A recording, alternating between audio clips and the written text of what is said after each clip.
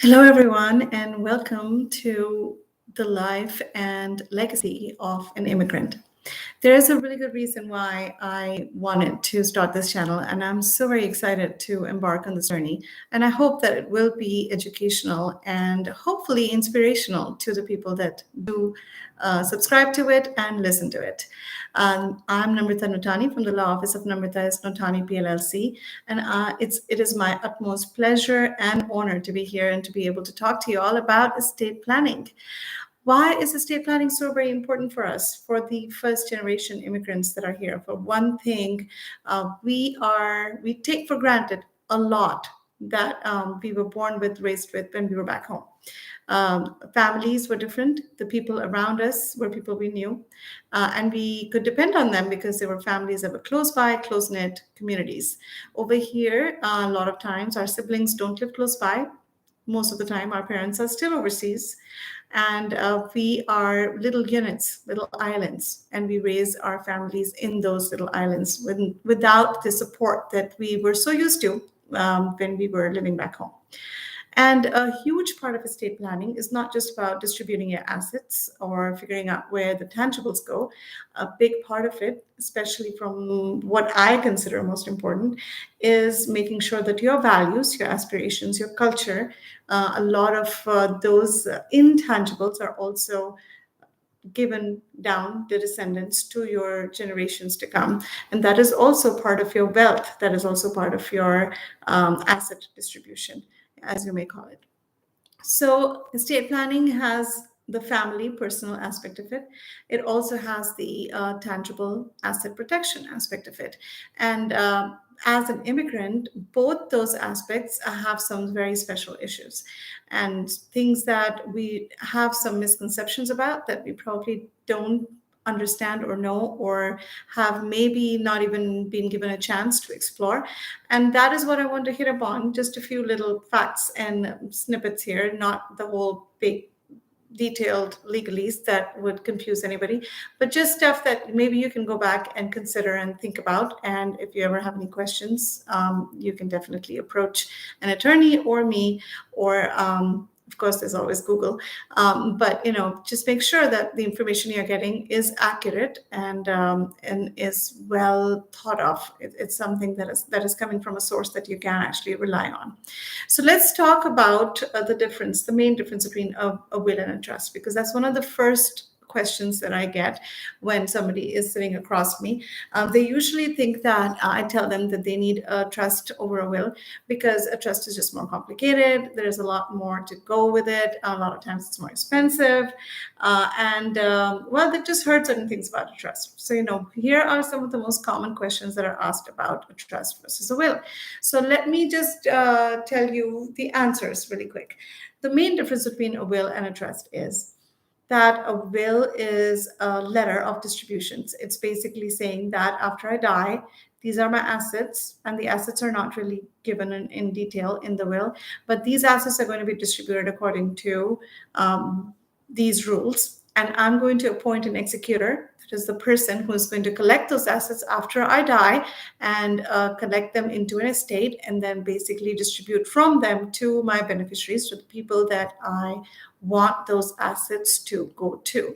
Those are my beneficiaries.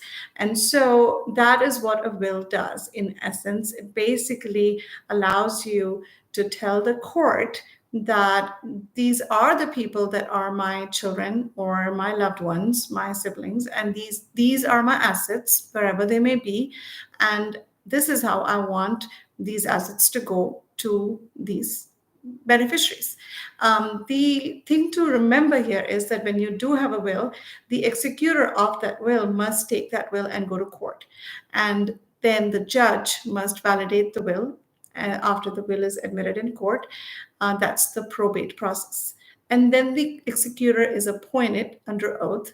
And then the executor has to, at that point, gather all the assets and try to put them in an estate and then give it or distribute it to the beneficiaries. Meanwhile, they also have to file an inventory to the court, to the judge, and say, hey, these were all the assets that I found, and this is how I'm distributing them.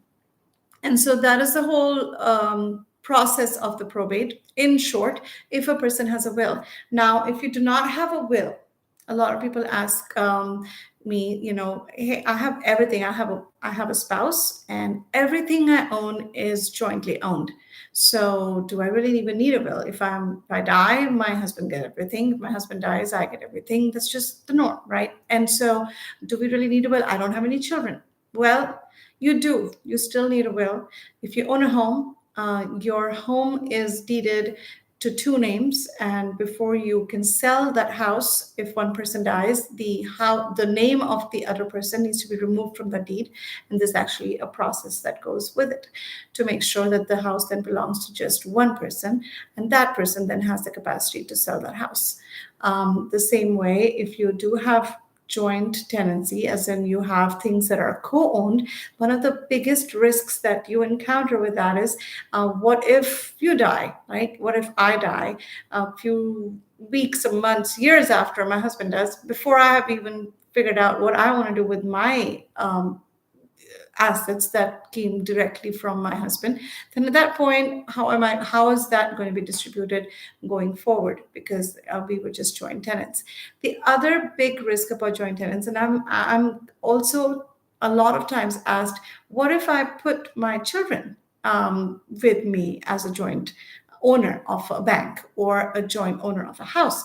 Well, the one important thing to remember is that when you put your house as a joint owner with your child, you are reducing your homestead, because your child, if your child is an adult, especially because you are the owner of the house and you can only file one homestead, and your child would probably have another house somewhere, right? And they would have the homestead of that house.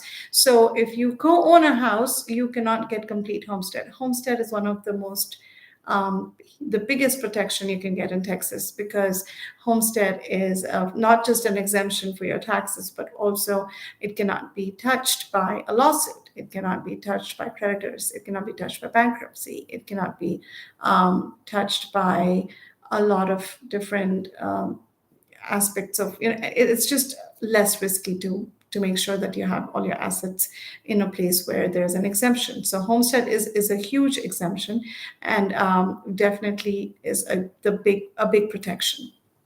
Now, if you don't want to give your child a house